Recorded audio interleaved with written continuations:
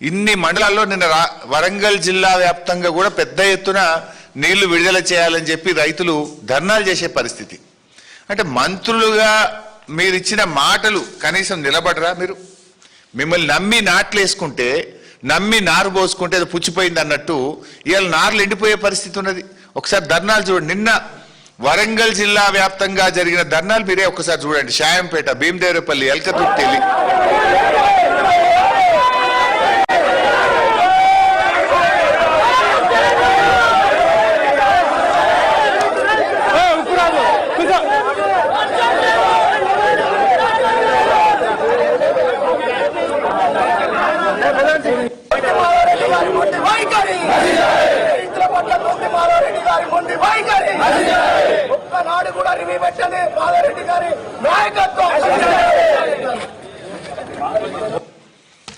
సరిగా చాలా ఉన్నాయి అట్లా ధర్నాలు.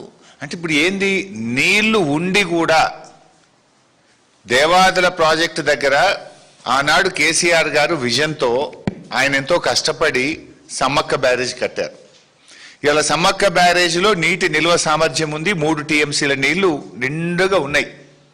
22,000 క్యూసెక్కుల ఫ్లడ్ కూడా ఈ రోజు కూడా వస్తా ఉంది. అంటే అన్నీ ఉండి కూడా నీళ్ళు ఎత్తకుండా ఇవాళ కాంగ్రెస్ ప్రభుత్వం నిర్లక్ష్యం చేస్తూ ఉంది.